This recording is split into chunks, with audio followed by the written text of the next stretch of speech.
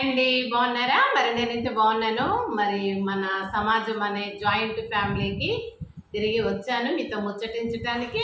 మరి మన ప్రోగ్రామ్ మీకు తెలుసండి, సమాజము నాడు నేడు ముచ్చట్లు. మరి ఆ రోజుల్లో సమాజంలో ఎలాంటి జీవన విధానము, మరి ఎటువంటి పూజా విధానము, ఎటువంటి కల్చరు, ఎలాంటి పద్ధతులు ఉండినాయో అవి మరి ఇప్పుడు వాటికి వీటికి ఎలాంటి మార్పులు వచ్చినాయో చూద్దాం ఈ రోజులు పట్టుకని అనుకుంటాం. అదేవిధంగా ఇప్పుడు మనం దసరానైతే మనం గంభీరంగా జరుపుకున్నాము. మరి ఇప్పుడు రాబోయే పండగ మీకు తెలుసు, మరి దీపావళికి సంబంధించి మనకు ఒక స్టోరీ ఉంది కదండి. ఆ కథ సత్యభామ. మరి ఇక్కడ దసరా అప్పుడేమో మరి దుర్గామాత మరి మహిషాసురుని రాక్షసుని చంపడము. మరి ఇక్కడ రాబోయే మనము దీపావళిలో మాత్రము సత్యభామ, శ్రీకృష్ణుని భార్య అయినటువంటి సత్యభామ నరకాసురుని వధించటము నరక చతుర్దశిగా మనం చెప్పుకుంటూ ఉంటామండి. కాబట్టి దానికన్నా ముందు కొంచెము ప్రీవియస్ స్టోరీ అనేది మనము రిపీట్ చేసుకుందాం. ఎందుకంటే ఇవన్నీ పురాణాలు, స్టోరీసు, ఆ రోజుల్లో ఉన్నటువంటి కవులు మరి వారి ఊహలను, తర్వాత వాళ్ళు దృశ్యాలను, ప్రకృతిని దృష్టి అందించుకొని రాయటము, మరి రాబో కాలంకి అందించడానికి వారు కొన్ని పురాణాలు, కథలు రాశారు. మరి వాటిలో కూడా ఈ యొక్క శ్రీకృష్ణుని పురాణం కూడా ఒకటి కదండి. మరి శ్రీకృష్ణుని భార్య అయినటువంటి సత్యభామ గురించే ఈ దీపావళి పండగ, ఆ రాక్షసుని చంపడము, మనము దీపాలు వెలిగించుట, ఇదంతా మనకు తెలుసు. ఇప్పుడు శ్రీకృష్ణుని విషయం కూడా మనం కొంచెము చెప్పుకుందాం. ఎందుకంటే శ్రీకృష్ణుడు ఎవరు అనేది అందరికీ, శ్రీకృష్ణ భగవానుడు, శ్రీకృష్ణుడు అంటే ఒక దేవుడు అనేది మాత్రం తెలుసు. కానీ మరి ఆయన చేసినటువంటి అద్భుతాల, మరి ఇంకా ఏమన్నా మిరాకిల్స్ చేశాడా, లేకపోతే ఎటువంటి మంచి పనులు చేశాడో అవి కూడా కొంతవరకు చెప్పుకుంటే బాగుంటుంది అన్న ఉద్దేశంతో మీ ముందుకు నేను మరి ఈ ప్రస్తావన తీసుకొస్తున్నాను. ముఖ్యంగా శ్రీకృష్ణుడు మీకు తెలుసు, మరి కంసుని యొక్క చెల్లె అయినటువంటి దేవకీదేవికి పుట్టినటువంటి వాడే శ్రీకృష్ణుడు. అంతమందిలో మరి ఆ చివరి అతను ద్వారా కంసుని మరణం ఉంటుందని ఆ జ్యోతిష్కుల వల్ల తెలవడం వలన వారు ఆ రకంగా మరి అందరినీ ఆ యొక్క కాన్పును చంపాలే కాన్పులోనే అనేసి జైల్లో పెట్టడము, ఇదంతా మనకు తెలుసు. మరి ఆ విధంగా పెరిగి పెద్దవాడైనటువంటి ఆ శ్రీకృష్ణుడు ఏం చేశాడు, మరి వాళ్ళ నాన్నగారు అయినటువంటి వసుదేవుడు గంపలో పెట్టుకొని, ఆ బాబును బుట్టలో పెట్టుకొని, మరి ఆ యొక్క గాడిద కాళ్ళు కూడా పట్టుకుంటాడు వసుదేవుడు అనేది ఒక సందర్భం ఉంటుంది. ఆ జైలు నుంచి ఆయన పుట్టగానే తీసుకొని గంపలో పెట్టుకొని ఆ యొక్క మరి యమునా నదిని దాటుతూ మరి ఎక్కడికి, అది యదు వంశీయులైనటువంటి యాదవుల దగ్గరికి తీసుకెళ్ళి అక్కడ యశోదకు అప్పచెప్పడము, ఇవ్వడము ఉంటే ఆమెనే ఆయనను పెంచి పెద్దగా చేస్తుంది. ఆమె దగ్గర పెరుగుతున్నప్పుడు ఆ చిన్న బాలుడు కాడికెంచి కూడా కొన్ని విషయాలు మనం చూస్తే, మరి భగవంతుడు అన్నప్పుడు మరి కొన్ని కవులు రాసేది ఉండే, కొన్ని రాయకుండా ఉండేదేమో అనిపిస్తుంది. ఎందుకంటే వాళ్ళు ఇప్పుడు సినిమా ఏ విధంగా చలనచిత్రాన్ని మరి రాస్తారో కథను, ఆ కథలో ఫిల్టర్ చేసి మరి అవసరమైనవి పెట్టి అవసరం లేనివి తీసేస్తారు.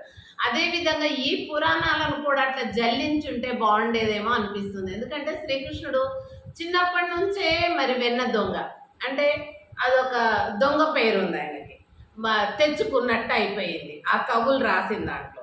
మరి అదేవిధంగా యవనానికి వచ్చిన తర్వాత గొల్లబామలందరూ, గొల్లవాళ్ళ పిల్లలందరూ కూడా గొల్లవాడలోని పిల్లలు స్నానానికి, నీళ్లకు, ఆ యొక్క నదీ పరివాహక ప్రాంతానికి వెళ్ళినప్పుడు వాళ్ళ బట్టలన్నీ తీసి చెట్టు మీద పెట్టి ఏడిపించడం, బాధ పెట్టడం.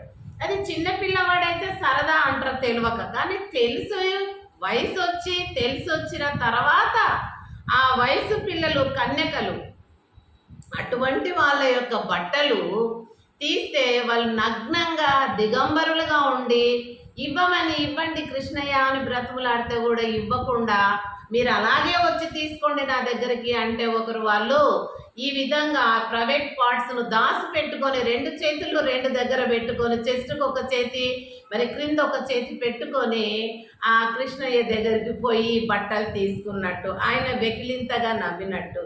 ఇదేంటి మరి భగవానుడు అంటున్నాము, మరి ఈ విధంగా ఆడవాళ్ళ యొక్క మరి ప్రైవేట్ పార్ట్స్ చూడాలన్నటువంటి కోరిక మరి ఆ భగవంతునికి మరి ఉన్నదన్నట్టు ఈ కవులు రాయడం అనేది అంత సమంజసంగా లేదండి. సమాజం అందరూ గ్రహించండి.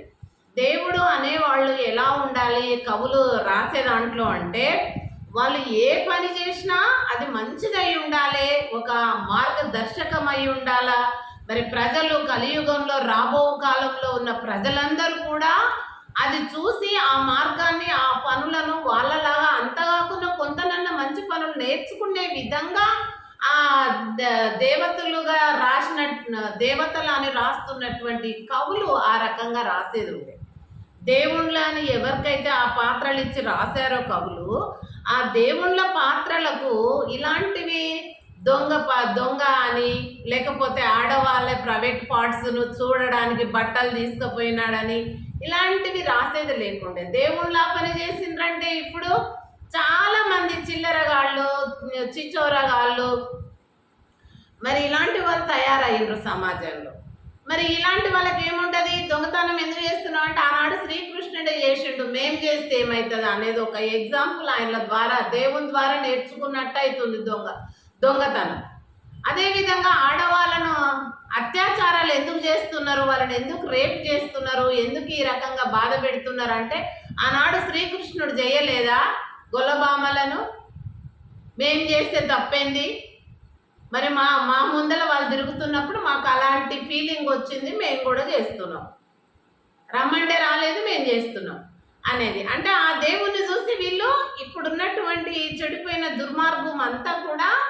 దుర్మార్గులందరూ కూడా అవి ఆ దేవుని ద్వారా నేర్చుకున్నట్టు అవుతుంది కదా. మరి రాసిన కవులు అలా రాసి ఉండేది లేకుండే అని నేను అనుకుంటున్నా. శ్రీకృష్ణుడు ఇప్పుడు ఒకటి ఏంటిది, కాళీయ మర్దనం, పశువులను మేపడానికి పోతే ఈయన కూడా గోపాలుడు అంటే గోవులను మేపే బాలుడు కదా. కాళీయ మర్దనం అంటే మడుగు లోపల ఒక పాము ఉండి అందరినీ కాటు వేసి చంపి భయపెడతా ఉంటే ఆ భయం నుంచి ఈయన ఒక అద్భుతం చేసినట్టు ఆ యొక్క పడగల మీద మరి ఎక్కి ఒక స్టేజ్ లాగా చేసుకొని దాని మీద కాలు నటరాజు లాగా మరి నాట్యం చేసినట్టు అది చూపించారు. సరే, అది ఒక దేవుడు అద్భుతం మిరాకిల్ అనుకుంటారు. దేవుడు కాబట్టి అలా చేశాడు, పాము పడగ మీద మనం చెయ్యం కదా అని మొక్కుకుంటారు. అది ఓకే దేవునికి. మరి అలాగే గోవర్ధనగిరి, పెద్ద కొండ గోవర్ధనగిరి, ఎకరాల స్థలంలో ఉన్నది. అంత పెద్దదాన్ని ఒక చిటికన రైలు పైన లేపినాడు గోవర్ధనుడు. అందుకే గోవర్ధనగిరి లేపాడు కాబట్టి ఆయన పేరు గోవర్ధనుడు వచ్చాడు. ఆయన పేరు గోవర్ధనుడుగా పిలుస్తారు అని చెప్పారు. మరి అదొక అద్భుతం అనుకుందాం. ఇలాంటివి కాళీయ మర్దనము, కాళీ అంటే పాము, ఆ పామును చంపడము, మరి ఈ విధంగా ఈ అందరి ప్రజల భయం తీర్చడము, ఆ గోవర్ధనగిరిని చిటికన రైలు పైన లేపడము, ఇవి ఒక అద్భుతాలు మిరాకిల్స్ అనేసి మరి ప్రజలు అది చూసి అటువంటివి చూసి దండం పెట్టి మొక్కుకుంటారు, ఓకే. కానీ ఆడవాళ్ళు వయసులో ఉన్నటువంటి గోపికల బట్టలు దాచిపెట్టి వెకిలింతగా నవ్వి మీరు అదే బరీ బట్టలో వచ్చి నన్ను అడిగి తీసుకోండి బట్టలు అనడము ఇటువంటిది సమంజసంగా లేదండి. ఇప్పుడు అది చూసి అది ఏమన్నంటే శ్రీకృష్ణ భగవానుడే అట్లా చేసిండు, మాదేంది అంటారు. అదొకటి. మరి ఇది దొంగతనము, వెన్న దొంగ కాడికెళ్ళి మొదలుపెట్టి దొగ్గాడుతున్నప్పటి నుంచి చూపిస్తారు. చేత వెన్న ముద్ద చెంగళవ పూదంగా బంగారు మొలకరాడు పట్టుద్రట్టి అని ఆ రకంగా చూపిస్తారు. చిన్నగా దొగ్గాడుతున్నప్పటి నుంచి, అంబాడుతున్నప్పటి నుంచి దొంగ పని చేసినట్టుగా. మరి శ్రీకృష్ణుడు భగవానుడు అంటున్నారు, దొంగ చేసినారు కవులు. మరి శ్రీకృష్ణుడు భగవానుడు అంటున్నారు, ఆడవాళ్లను ప్రైవేట్ పార్ట్స్ అన్ని కూడా చూపెట్టమంటారు. ఇది ఎంత మరి కవులు ఆ విధంగా రాయడము మంచిగా లేదు అని నాకు అనిపిస్తుంది. మరి సమాజం కూడా గ్రహించాలి.